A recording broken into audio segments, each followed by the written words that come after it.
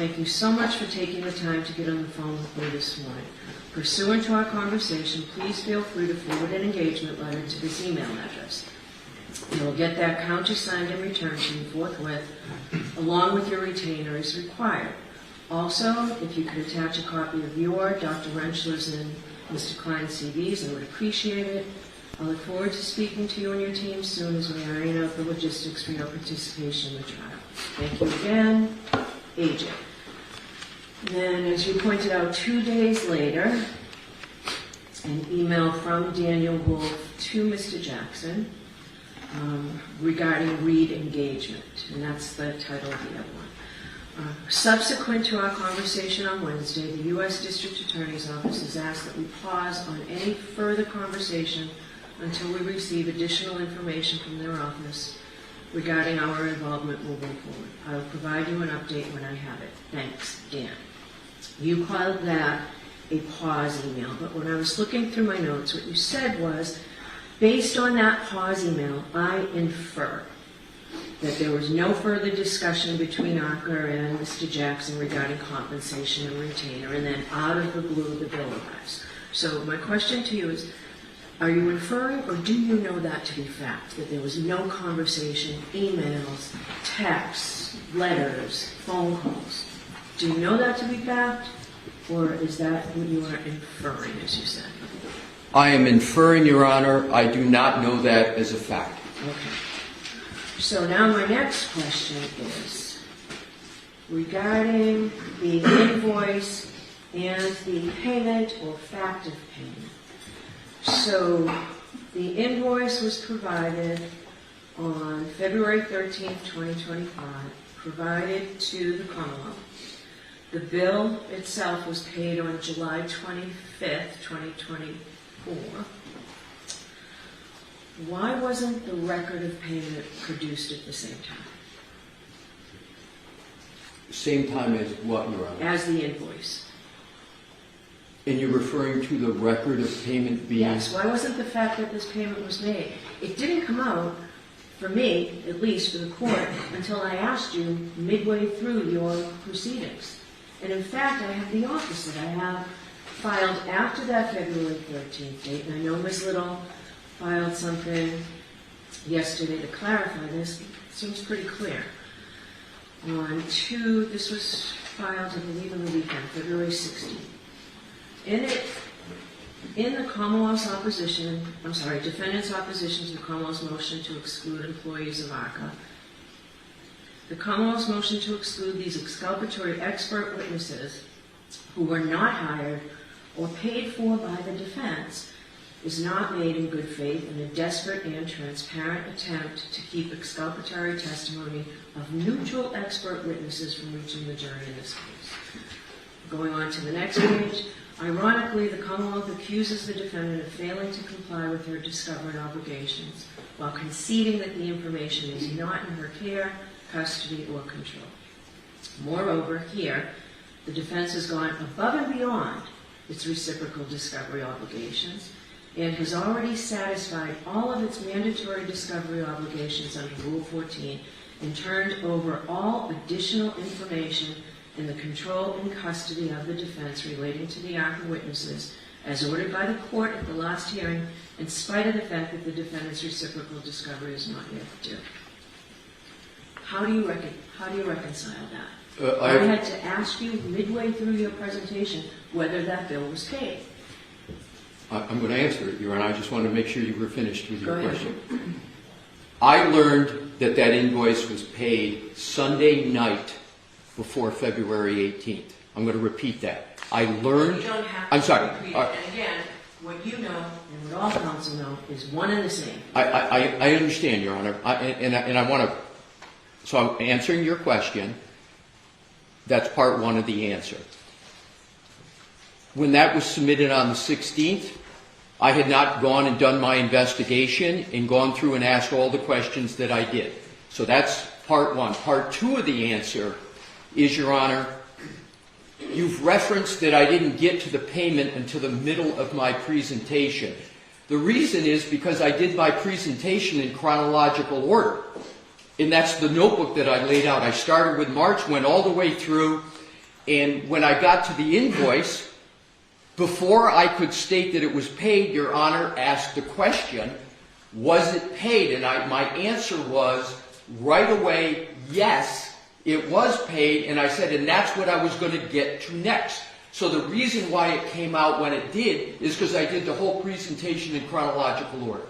But the motion, defendant's opposition to the Commonwealth's motion to exclude employees of ACCA, is signed by you. Your Honor, it is signed by me, but if I could with regard to 3.3A1. 3.3A1 is not a strict liability statute. That's the reason why it has knowing in it is in order to violate 3.3A1, the attorney in question has to know with regard to the fact in issue. So respectfully, Your Honor, I have a different view of what an attorney is responsible for under 3.3A1. You're absolutely correct. Under everything else, particularly Rule 14, it can be no excuse for any attorney, including me, that I didn't know what was happening in discovery. That's not the way Rule 14 works. I am responsible for everybody. But, Your Honor, it's clear in the commentary, it's clear in the case law. The reason why knowing is with regard to each attorney is no attorney can be responsible for the statements of issues of fact in court when it comes to a 3.3A1 analysis. That analysis and construction, Your Honor, would render mere surplusage and read out the mens rea of knowing. In something that critical of candor to the court, that's why they put the mens rea in, because no attorney can be responsible for a misstatement of fact of another attorney unless they have knowledge of the misstatement and they knowingly participate. So I respectfully have a different conclusion than Your Honor does about attorneys being responsible for statements on candor under 3.3A from everything else in the world, which I agree completely with Your Honor. All right. I'm not going to ask other counsel. The Commonwealth has a burden with two of these charges, one being second-degree murder, to show the element of knowledge. It is the government's burden to show that Miss Reed knew she struck John O'Keefe. Second-degree murder, as the court is aware, is a person committing an intentional act with a strong, plain likelihood of death. In a second-degree murder charge, there are a number of different theories that a Commonwealth can progress. It could be an intention to hit somebody, or it could be that somebody intentionally drove, struck somebody, left them behind, and didn't render aid knowing that there's a strong potential likelihood of death. When Miss Reed knew that she struck John O'Keefe is a critical issue in this case. Simply because the government has significant evidence outside of phone records to support and to convince that Miss Reed knew she hit John O'Keefe when she did, the government's entitled to their full value of their proof. The records for 30 days, to begin with that aspect of William Reed's records. Miss Reed calls her father and her mother a little after 1 o'clock on the night she struck and killed John O'Keefe. She calls both of them, and those calls were unanswered, according to the phone records.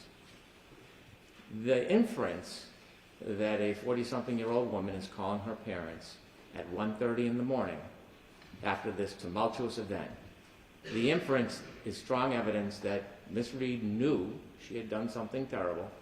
She knew she had struck John O'Keefe, and she knew that she had left him behind. The 30-day period is an attempt to protect the privacy rights of William and Janet Reed by not asking for the call, the text messages, not asking for SMS messages, not looking to forensically download the phone, just the call records, because I expect it will establish that there are no other calls in that 30-day period from Miss Reed to her parents at 1:30 in the morning. But can't you get that from Ms. Reed's phone? No. No. There were 2 search warrants for Miss Reed's phone. I can't read them. The search warrant that was attached that I have isn't clear, so I'll need clear copies of those search warrants. Those are provided by the defense. I can provide clear copies. The two search warrants for Ms. Reed's phone are from a period of January 28, 6 p.m. to January 29th at 6 p.m. Okay, And the other one is January 28, 9:30 to January 29th, 5:30. okay. And so they're not in Ms. Reed's records. I am not looking to see any of the other numbers that the family called, friends, family, whatever their purpose is. I'm not looking to even see it. I want to see and demonstrate there's an absence of phone calls between Ms. Reed and her parents the 30 days prior to when she drove into John O'Keefe. Now, it would help the defense. They want to expand that to 6 months or a year. I'm agreeable. Because if there was phone calls at 1:30 in the morning, I would not argue the inference that it was remarkable. That would be an unfair inference. But in the absence of any other calls, it is terribly remarkable that she is panic calling her parents at 1:30 in the morning. And here's why it's important. The type of injury John O'Keefe suffered that led to his death was a type of injury that was treatable. If he had received treatment within 1 to 2 hours, I expect that there are medical procedures that could have saved him.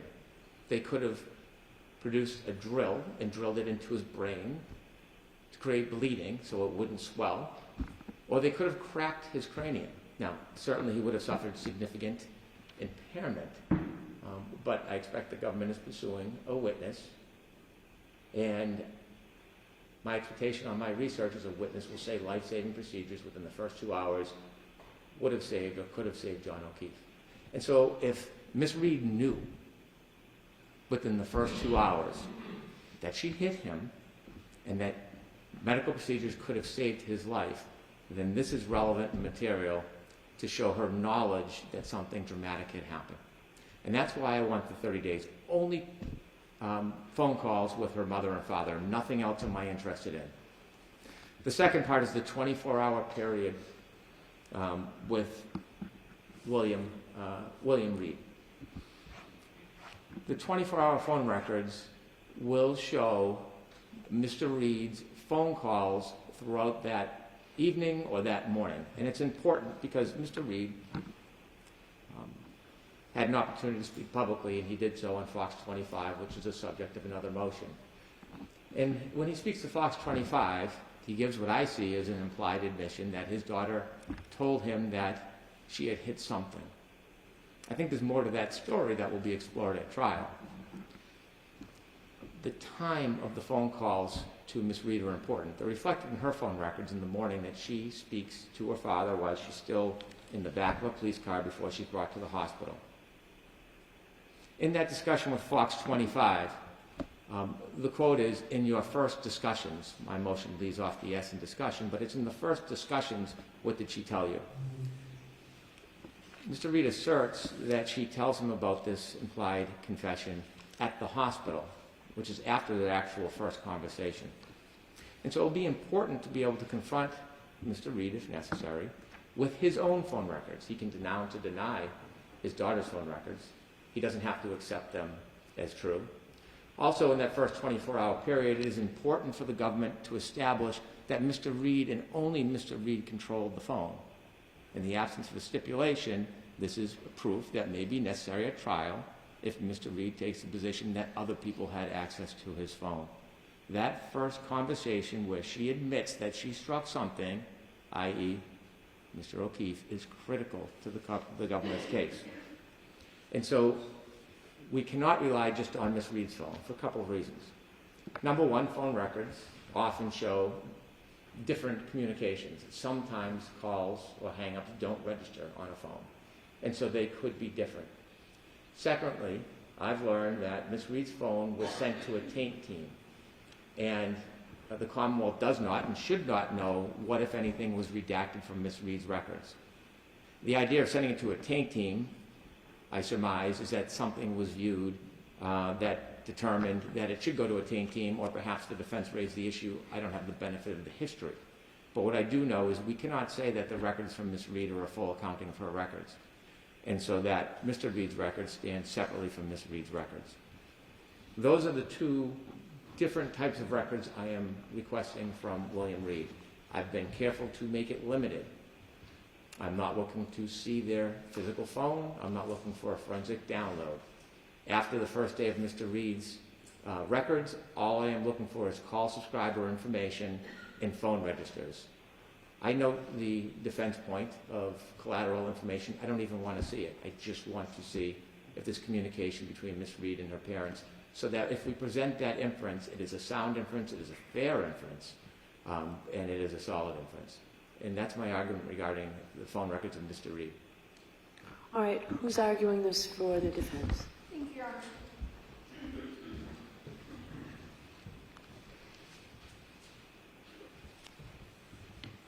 Your Honor, the defense requests that the Commonwealth's Rule 17 motion seeking Ms. Reed's father's private cell phone information be denied. The Commonwealth is seeking 3 categories of information for Mr. Reed's cell phone: his private subscriber information, all call records, call detail records, SMS, MMS, and all data use records from January 29th and January 30th, 2022. And finally, all call detail records for an entire month-long period spanning December 30th, 2021 until January 30th, 2022. Your Honor, we are 3 years into this litigation, and the Commonwealth is now seeking to invade Mr. Reed's privacy under the guise that it's seeking communications between Mr. Reed and his daughter. But the Commonwealth already has a record of all of the communications between Mr. Reed and his daughter on January 29th, from not one, but 2 separate sources. The Commonwealth is in possession of Ms. Reed's cell phone. It's also in possession of Ms. Reed's Verizon records. The Commonwealth is asking this court to sanction this gross invasion of her father's privacy, so that the Commonwealth can sift through Mr. Reed's electronic data for information that is already in the possession of the Commonwealth. Now, I know Mr. Brennan says, I'm not interested in seeing anything else. But the problem is, that's not what his motion says, right? He's asking for every single call, regardless of recipient, for a month-long period. William Reed has never been called by the Commonwealth to testify as a witness in this case. So this is a new trial, right? So that doesn't Right. prohibit the Commonwealth from calling him. I understand, Your Honor. Okay. He wasn't present at 34 Fairview, he wasn't present at CF McCarthy's, and he wasn't present at the Waterfall on January 29th, 2022. And I would note that this court has repeatedly emphasized the importance of privacy concerns when it comes to an individual's cell phone, using that as a basis to deny the defendant's motions to obtain cell phone records from parties who were present that night.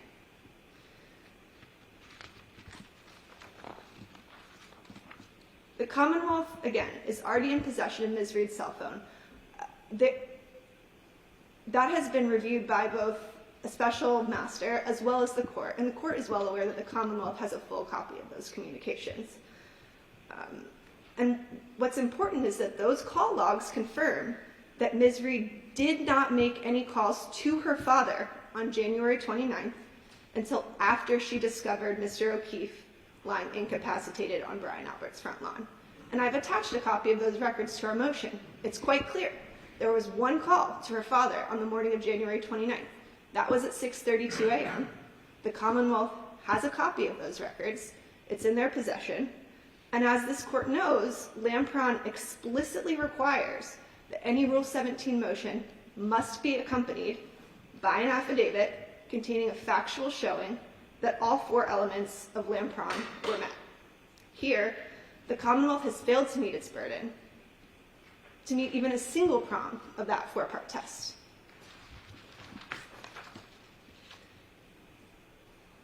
In regards to the burden that they have to establish that the records are evidentiary and relevant, the Commonwealth, in its affidavit, set forth no particularized facts whatsoever to suggest that relevant information will be found in Mr. Reed's Verizon records.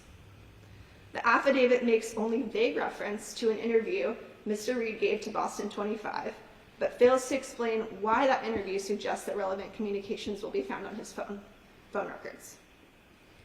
And I would note, the Commonwealth's characterization of that interview is incorrect and incomplete. I submitted additional reporting from Boston 25, which is the news organization that published a portion of that interview. And it's quite clear that Mr. Reed goes on to state during that interview that what he's referring to when his daughter said, "I believe I hit something," was the Chevy Traverse, which the court knows. We have a video of her hitting a Chevy Traverse that morning. The Commonwealth is already in possession of Ms. Reed's communications from January 29th. Those were included in the Commonwealth's motion itself. And the Commonwealth has failed to explain why it believes additional relevant communications will be found in the call detail and text records. That was not included in the affidavit. The Commonwealth states they expect to substantively admit the phone records between Ms. Reed and her father to prove that the 6:32 a.m. call took place. But they can do that with the phone records that they already have. Just because they have records from Verizon, that doesn't establish who answered the phone. That's not something that they're going to get from Verizon.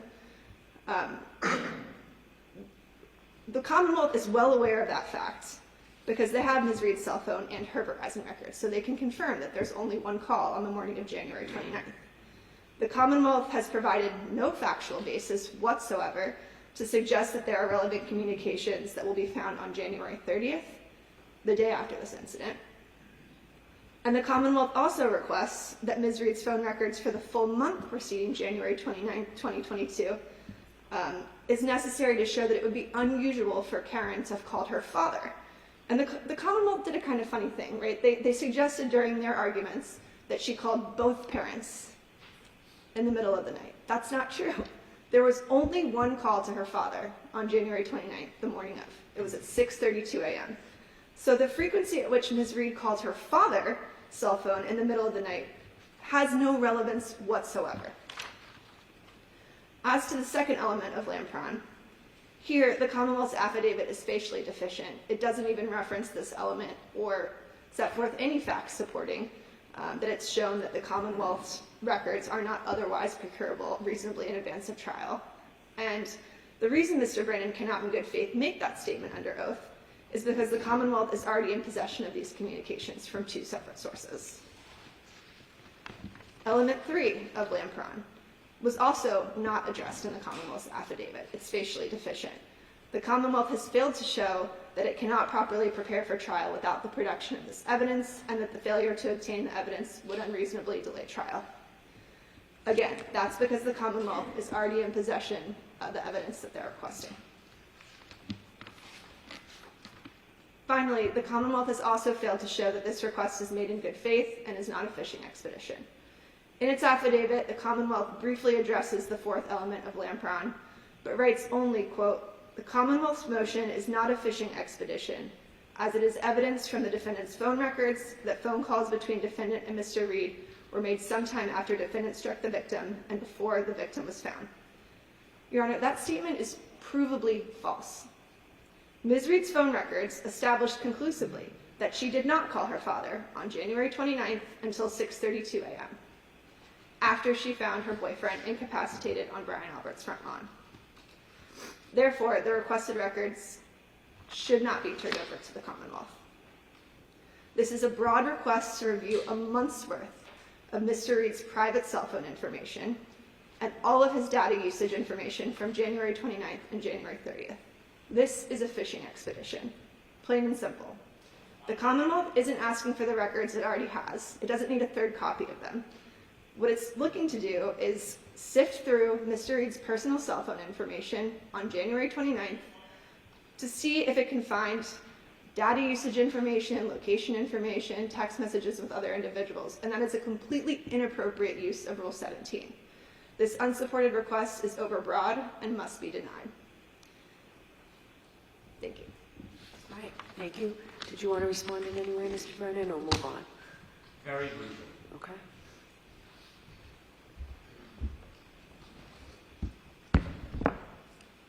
In between the multiple accusations of bad faith, what the attorney says that is most telling is they don't know who answered the phone. That's a harbinger to trial. The prosecution doesn't know who answered the phone when Karen Reed called her parents or her mother's phone at 1:43 a.m. No, the Commonwealth doesn't. And so we have to prepare that when Mr. Reed takes the stand, we have phone records demonstrating all of his phone calls and that he had control of that phone So there can't be a suggestion somebody else was handling the phone. Or, on the other hand, if the position is going to be that Janet Reed answered the phone, the father's phone, or that William Reed answered the mother's phone, then we'll call both witnesses at trial and we'll sort it out. But it is that very nature of suggesting confusion or uncertainty that the government is obligated to try to prevent at trial. And we're being diligent, we're being studious, and we're going to be prepared. And these records will help us do that. That is the exact point and reason why we need these records. Thank you. All right, did you want to respond at all, Ms. Little? Well, I think the Commonwealth actually brought up the issue of, it tried to basically say, I need the Verizon records because Karen's phone records don't establish that Mr. Reed answered the phone. But all I'm saying is that neither do the Verizon records. So there is no additional information that the Commonwealth is going to obtain by digging through Mr. Reed's private cell phone information. Okay. June 18th, we've talked about briefly the voir dire of Dr. Wolf and the opportunities the parties had there. We talked about the June 22nd and June 23rd's emails from Dr. Wolf to Mr. Jackson and the proximity of those emails to the restart of the trial on the 24th. The 24th is the trial transcript of Dr. Wolf. July 12th, the date of the invoice.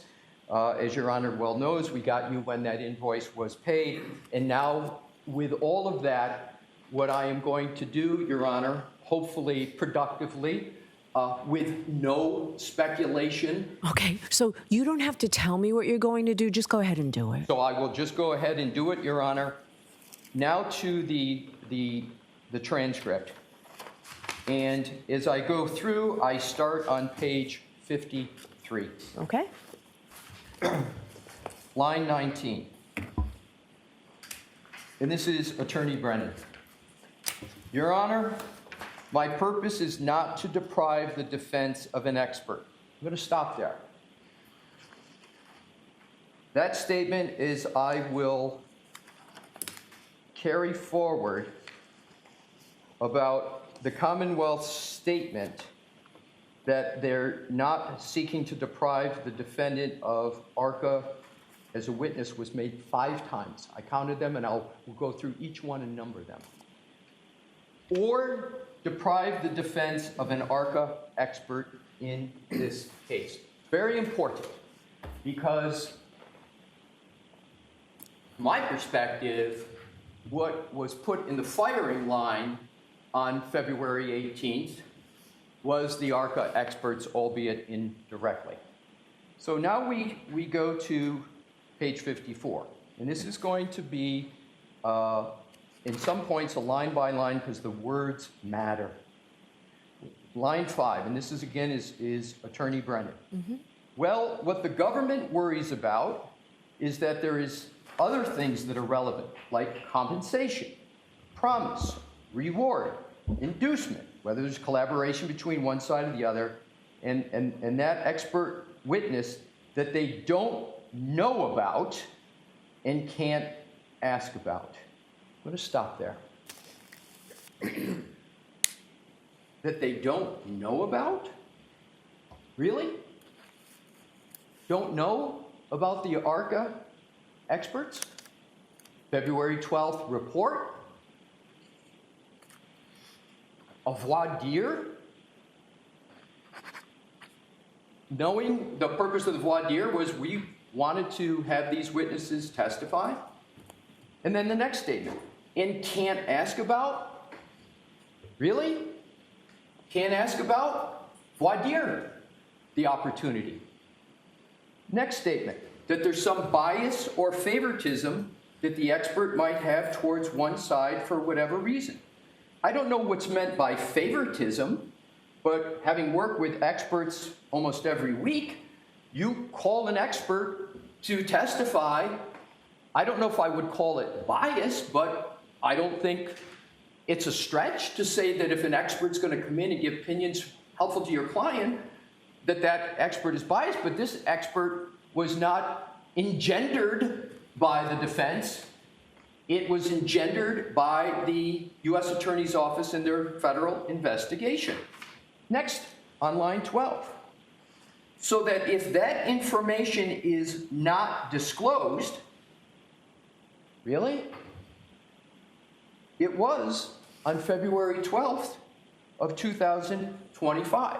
Now, I'm going to get to this because, and this is not speculation, this is fact, the entire buildup of February 18th was on the false foundation that the Commonwealth had gotten all the information that they were going to talk about until Your Honor's break from the federal government and not the defense, which was completely false.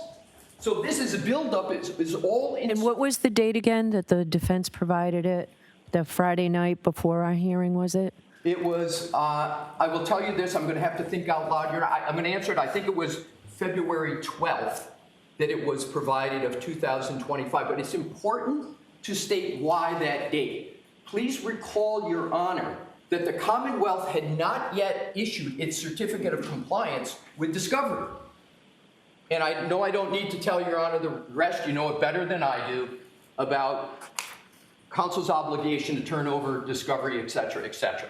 So I don't know if the Commonwealth on the 18th genuinely didn't know that it came from the defense as opposed to the Commonwealth. But what's very, very clear are the statements that I'm going to go through that were all built upon the foundation that they learned about this all from the federal government and that the defense had not turned over anything, which is completely false. Okay. So let's go through each word because it gets really important. When there are claims made that the defense has not turned over something and there are words used like ambush and duping, it's important to understand and get behind those verbs as to what the facts are. So the next. So if the information is not disclosed, then it's not only an impediment, it creates a position where there's an unfair examination. Really? Voir dire occurred? It's not the ARCA witnesses that I have the issue with. That's number 2 of 5. The Commonwealth is not saying we have an issue with ARCA. And why do I keep repeating this?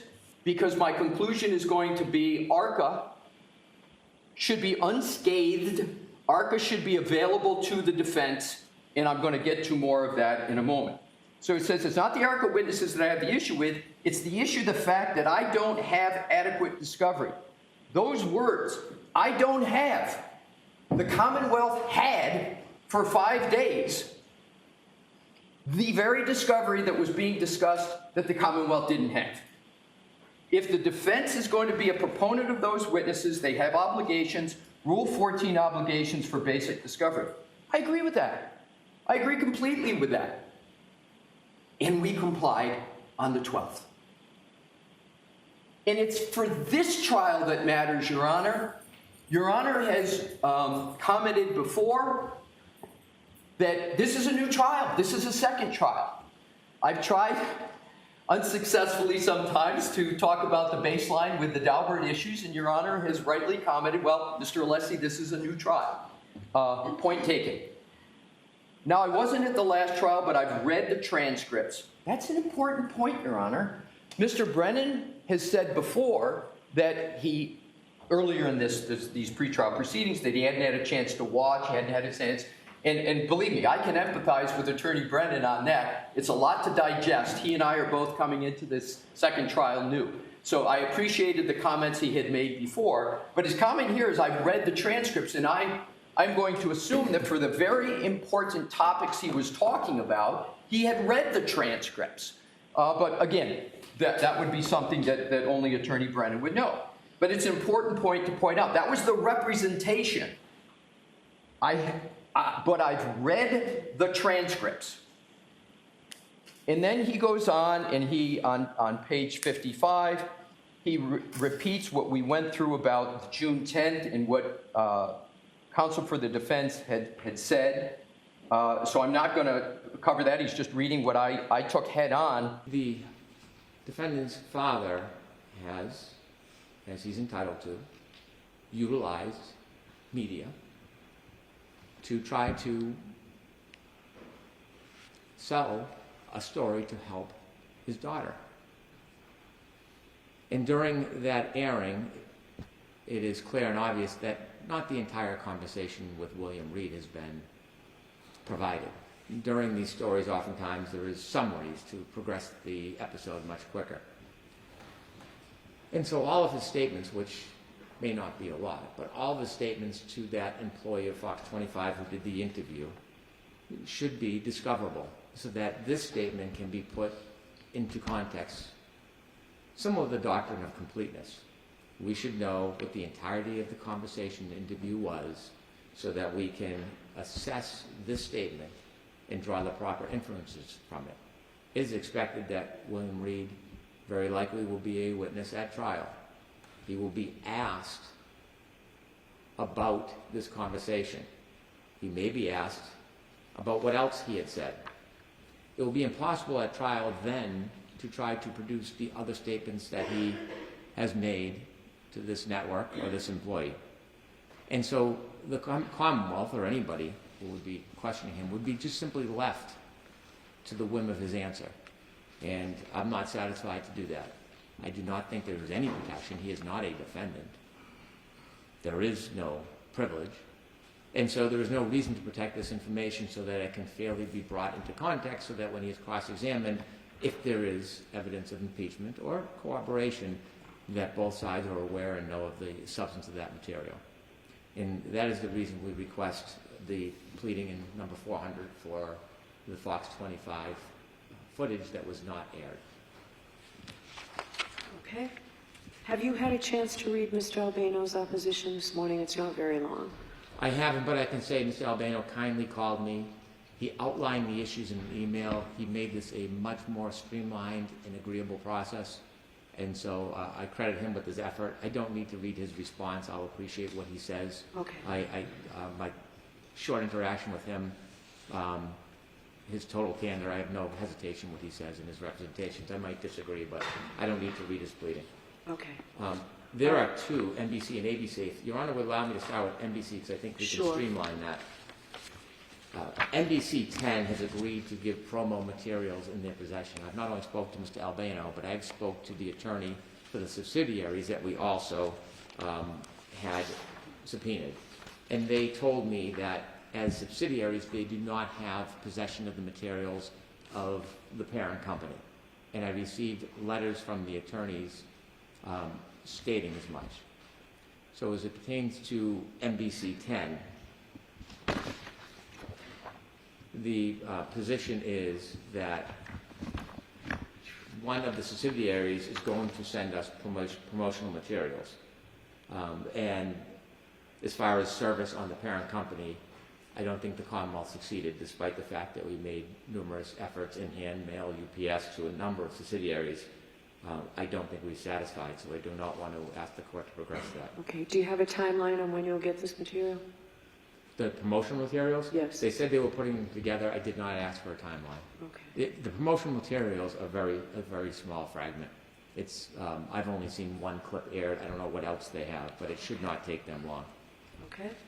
I don't have a paper number. Jim, do you have the paper number on NBC 10? Here, just, you know what, Jim, you can give it to me after. I don't have that paper number or the other one. All right, so do you want to... 427, Your Honor. What is 427? 427, yes.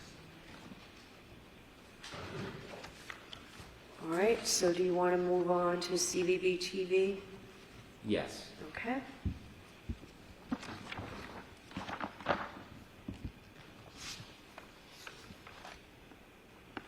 WCVB-TV has been served, and they've notified that they're not in possession of the materials, have no control over the parent company, and they are not part of the company. And so I no longer am asking WCVB-TV to produce these materials. Instead, in the alternative, we have subpoenaed the registered agent in Massachusetts, the registered agent for the parent company. They have been properly served. If we look at the Secretary of Commonwealth of Massachusetts Business Entity Summary website, not only do they have a principal place of business in New York, but they also have, as a registered agent, a local address, 84 State Street. So our position relative to the ABC materials is that ABC has been properly served locally. Unlike NBC that did not have a local registered agent that we could find or perhaps does not have one, ABC does. ABC does business in Massachusetts. In fact, these interviews with Ms. Reed may have taken place in Massachusetts. I don't know. But they have roots in Massachusetts in that they do business here. They have a local registered agent. And the reason to have a registered agent is to accept service, provide notice in case there's objections, and to provide materials. It is done routinely in civil cases when a registered agent is notified. They are then obligated to get materials even if the REM exists in a different place. Their position is that the REM exists in New York. That is irrelevant to the assessment in this case. To suggest that somehow the physical property being another jurisdiction is not in the control or purview of the local registered agent would just be enacting a shell game where local or companies could pick jurisdictions they find most favorable, do business in outside jurisdictions, and avoid the consequences of that. That, I don't believe, is how the law is set up. As a registered agent, they are the same as the company. They just have a local contact to accept all types of service, communications, and responsibility. And so our position on ABC as far as service is concerned is they've been served through the registered agent, and therefore whatever materials exist, regardless if they're in Massachusetts or in New York, they are required to obtain them and they're required to produce them. Okay, so Mr. Albano disagrees with you, and on the third page of his memo under paragraph 5, so I will give you the opportunity to read that. Okay. Under that fifth paragraph. Do you want to address the substance of your motion regarding ABC? I do. Much like other recorded statements, we see from the Nightline in the 2020 interviews, there are a number of public statements that Ms. Reed has made to a national audience that don't reconcile with other statements she has made at other times. I've given you one, the example of not knowing which door she supposedly saw John Keefe go into. There is differences in her stories and versions about where she was that night after she left the O'Keefe house. There is a number of examples where the different versions given contradict each other. And so although they're all substantive statements, they're all admissions and confessions, they still have a value in the fact that they contradict each other. And so the episode that is aired on 2020 Nightline, you hear oftentimes the author of the story, not even the interviewer, the author saying, and we spoke to the person, and then this is what happened, and then they go to a clip of an actual interview. The summary by the author is not admissible. It can't be used substantively. It can't be used to impeach Ms. Reed should she testify. It is hearsay. It's inadmissible. And so these summaries have a genesis somewhere. There's a reason why the reporter is asking certain questions, or more importantly, the author is summarizing testimony, oftentimes inconsistent with other versions. And so that means that there is footage from which the author has gleaned this information. There's either footage or there's a conversation with Ms. Reed. And so those are statements, not similar to or dissimilar to Ms. Voss interviewing here. Those are statements of a defendant which are substantive evidence for their full value. And so that footage we're entitled to see. There's nothing that should protect it. We should have the opportunity to review all of the statements and also put the ones in context that were broadcast to the nation. And that's the substance of why we want it. I'll have to take a moment to look Sure. at the response. Okay. So it's not like ARCA is amidst a sea of other topics, right? This is the driving force of the email. And so, Your Honor, the question, and I'm going to keep moving on, but the question becomes, and I'm going to ask it more than once, but hopefully not too much, how is it that the Commonwealth on the 18th understood incorrectly, I think it's undisputed it's incorrect, that they got these materials from the federal government? We don't know the answer to that question, but I respectfully submit it's an important question. Was it an honest mistake Was it just as happens sometimes in lawyers working together? There's a lack of communication, there's a miscommunication. Is that the explanation? But I think truth and justice on these topics, since we're being so exacting and appropriately so, we should have an answer to that question. So we move on to page, so there we have on page 58, we have another incorrect statement. We have two of them right up off the top, and then we continue on to page 59. Your Honor, understandably, says the court. What is the date of that? Mr. Brennan, it's not dated. When I said it, what was I talking about? I believe, Your Honor, you were talking about the outline. Just give me a second, let me make sure. And Your Honor, if I may, I want to give you the second, but the basis for that answer is page 58, line 7, where the statement is, and what follows is all about the outline. Okay. So Your Honor, appropriately and understandably, says, what's the date of that? Here's the answer Your Honor got. It's not dated. It's not dated. Now, let's please just go back to tab. We're talking about the outline. Let's go back to the outline.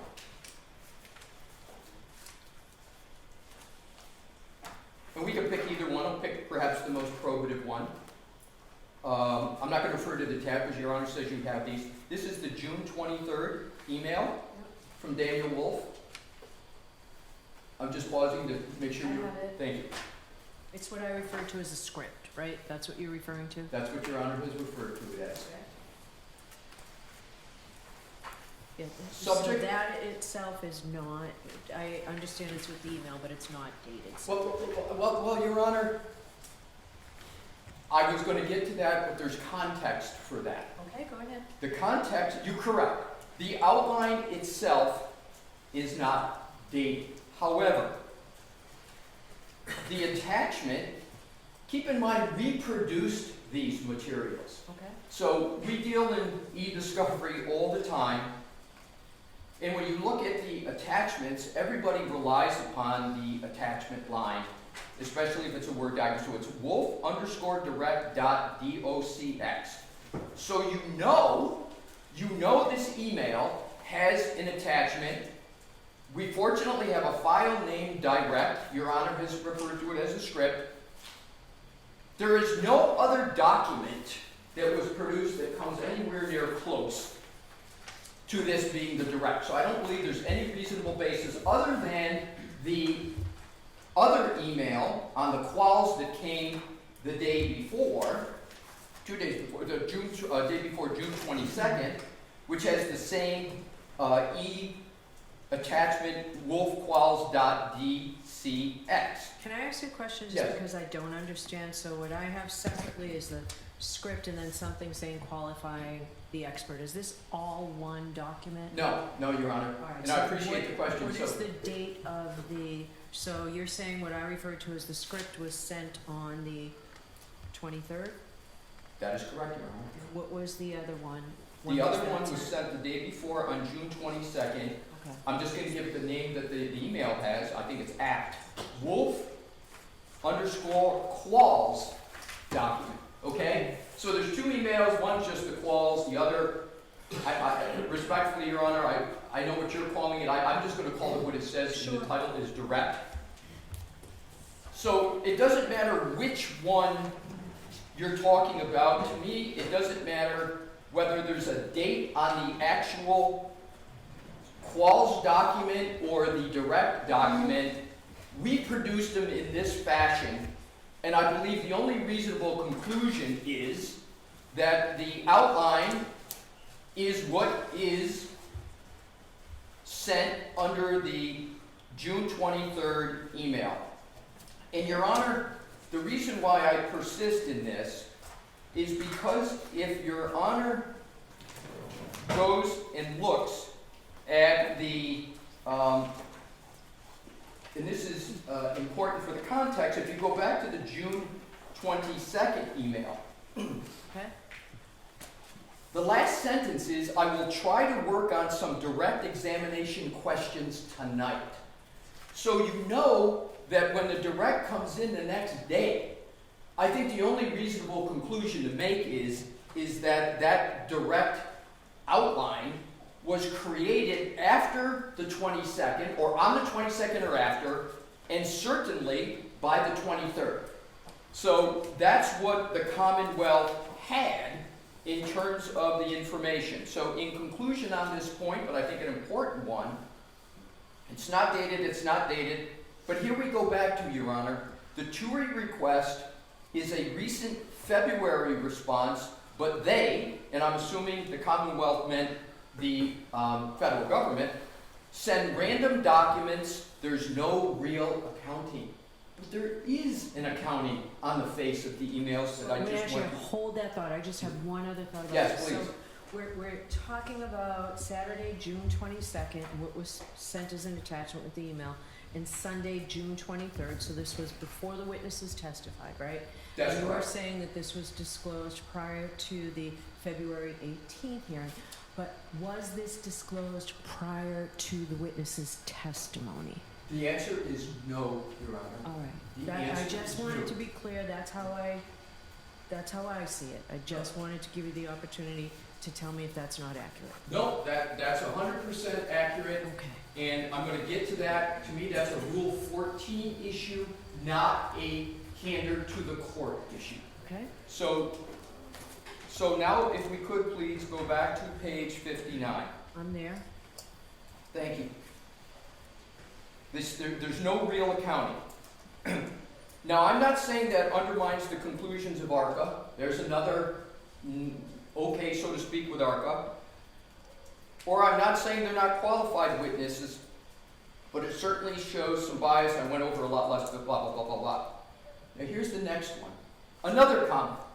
He's quoting, would it be fair to say, because you had a lot of nighttime visibility work, your cases frequently involve pedestrians? Now, and then yes, unfortunately, there is a direct correlation between the time of day and pedestrian facilities.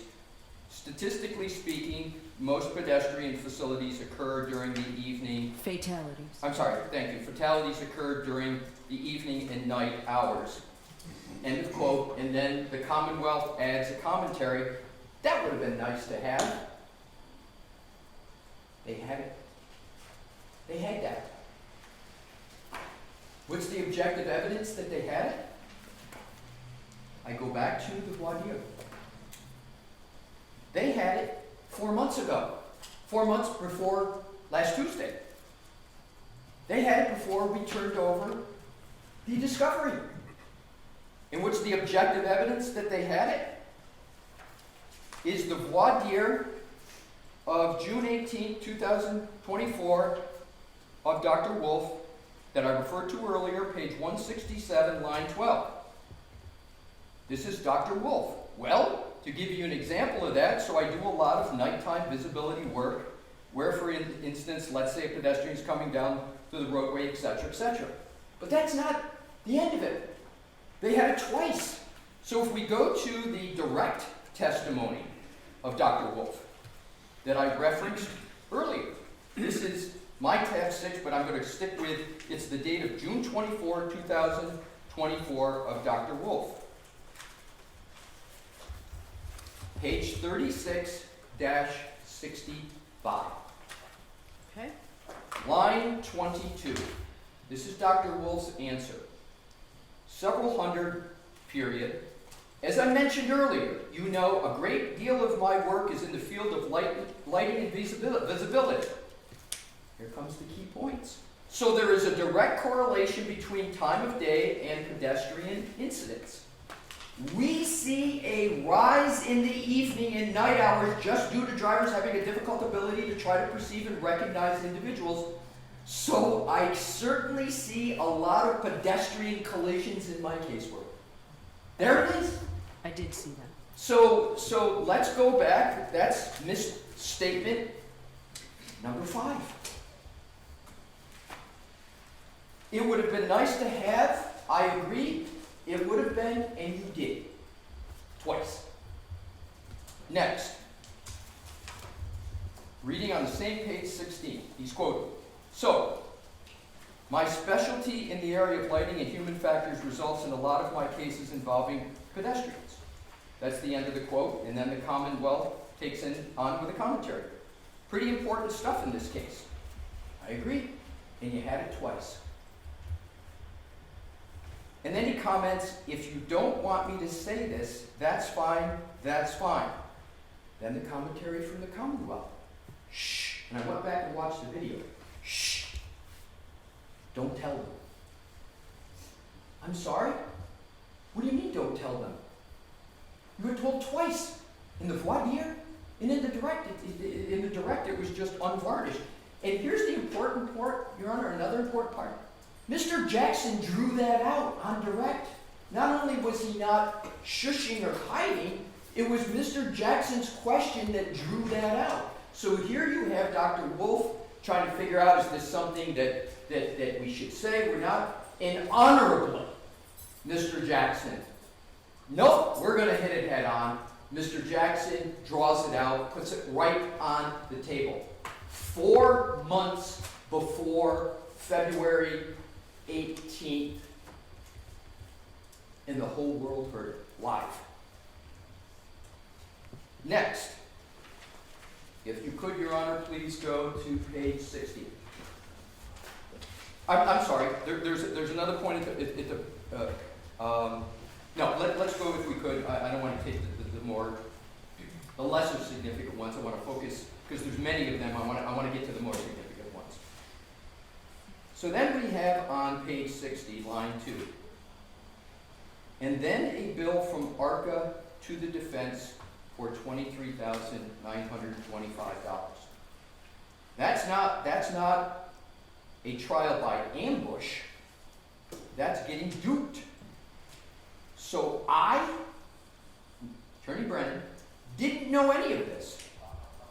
But I've tried a few cases, I've been around the federal court a bit, I know how it works. So what is the import of that statement? I didn't know any of this until I got it from the federal government. And we're talking about the invoice. No. You know about it because the defense, after the certificate of completion of discovery, in 6 weeks before the trial is starting, the defense affirmatively turns it over and does it not buried among several discovery documents, but essentially a tailored discovery response that's titled Karen Reed ARCA Reciprocal Discovery. That's not a very good way to try to cover up something. There is no statement about the date of the invoice on the February the 18th. So people are left to wonder, when did it occur? When was this bill stated? The date's important for that invoice. Then there's a lot of statements made, sometimes parties pick sides, it creates blah, blah, blah, blah, blah, and then it allows the ability of one side to use ghosts. They create illusions and shields and say something's there and something's happening, a federal investigation, and this person, and then this happens. Your Honor, I think it's important for the defense to be allowed to speak to the very words that were used against us. Ghosts, illusions, shields. That's what we're accused of. I choose to try to comport myself and practice a certain way and give people a little bit of the benefit of the doubt. But if we're going to be talking about ghosts, illusions, and shields, I don't think it's the defense that's creating ghosts, illusions, and shields here. The illusion, and it's more than an illusion, it's a statement of fact, is that all these documents came from the federal government. It's not an illusion, it's a statement of fact. Statement about federal investigations that were these are not ghosts, we're not creating it, but I'm not going to go any further on that topic. But the ghost word was used, in my view, the way I read it was, these topics we're making up. right? And we're hiding things, shield, right? We're shield, I interpreted it as you're preventing us from getting this information, defense. And this is 5 days after we had provided it. Next line. Page 60, line 13. I don't care if the ARCA witnesses testify at trial. I'm very pleased to hear that. I don't care about their opinions. I'm pleased to hear that too. But I care that it's unfair, imbalanced, and hidden.